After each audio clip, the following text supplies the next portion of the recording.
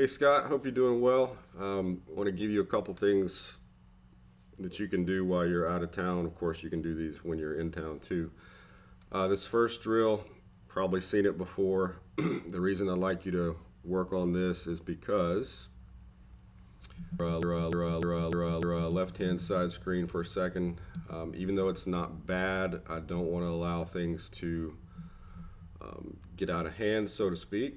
And so you'll see in your downswing, you have a little tendency to pull your head up and away from the box it was located.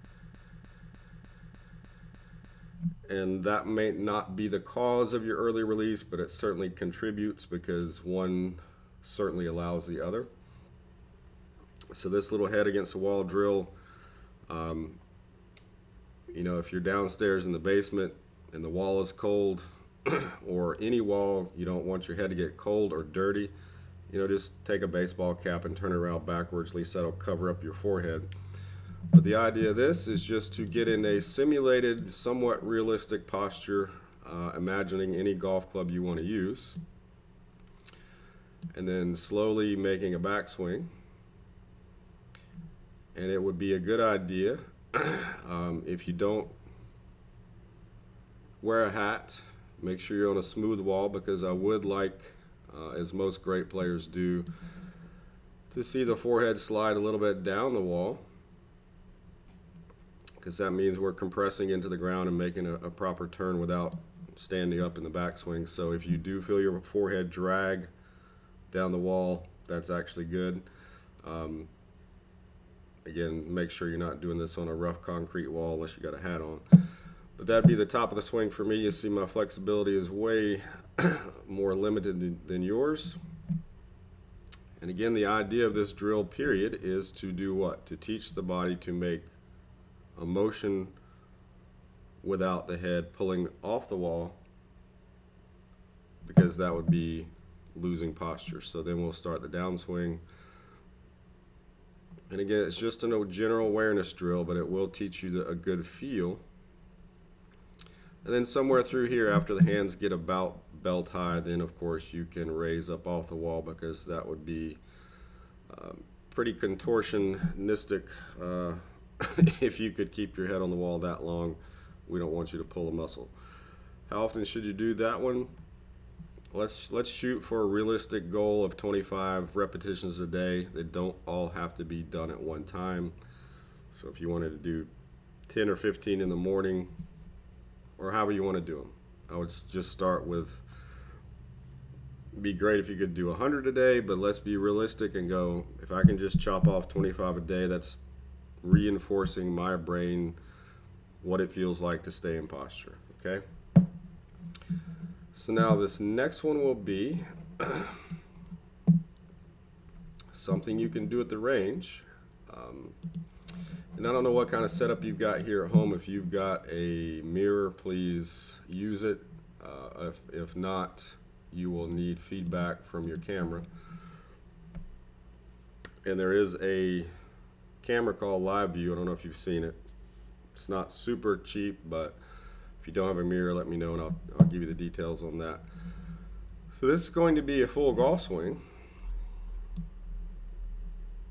but I want you to consider doing some things very carefully, and that would be to rotate slowly back down to what's called P6, or shaft last parallel. And when you get to P6, I want you to kind of have some general awareness that the shoulders are relatively square to the ball. Hips should be more open than the shoulders, by the way. And you're going to monitor, is the shaft about parallel to the floor? In other words, have you kept some shaft angle between the lead arm and the shaft, or have you dumped it out? Now we can look at, we're going to lose some frames on your swing here, but somewhere between that frame and that frame is 6. It's going to be somewhere in here, obviously, but we can't pick it up. Well, we may have gotten it. So let's say that's shaft parallel to the floor. Certainly looks like that's a blur of a golf club head right there, but it may be up in here, can't tell. If this was 6, meaning the shaft was parallel to the floor, we'd go, wow, your shoulders are too closed. So if the shoulders stay back, the brain goes, well, if you're not going to open the torso up to the ball, I'm going to have to dump my angles out with my wrist to get to the ball, right? So that's how you check it if you had this camera view running. Sorry, go back to me.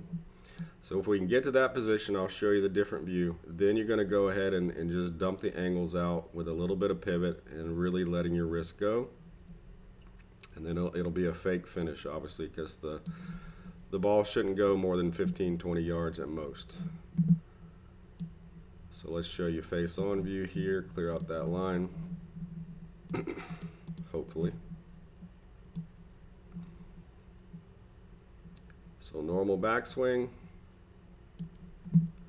We're going to slowly rotate the body until we get to the shaft parallel to the floor position on the downswing. If we get there properly, the hands are going to cover the right thigh and the shaft is going to still be very close to perpendicular to the floor, give or take 4 or 5 degrees. And then we're going to continue to pivot and slowly dump out the wrist angles on purpose, because we can't hit a ball with all those angles left in there. The club be too off the floor. And you can see, even though I'm trying to dump the angles out, I've still got forward shaft lean because I had so much here, right? And then again, this is going to be just basically almost what some people would call a 9-to-3 drill from here. And then you're going to extend your spine, fake a finish, etc. Again, this is kind of slow motion training. Learning to get to this position is what we're trying to do, basically. Can we get you to here? Of course you can. You might have to go much slower than you think. If you're going to go to the range, I wouldn't waste on a large bucket unless you're going to have the mental dedication to stay at a very slow swing speed and dump all those golf balls out on the range 20 yards and go, that was a good productive day. Even though, wow, I would love to hit 8-iron or 7-iron at full speed, watching them fly out there. Okay, if you're going to do that, save that for the last 3 minutes of practice. If you practice 60 minutes, 57 minutes should be done in this configuration.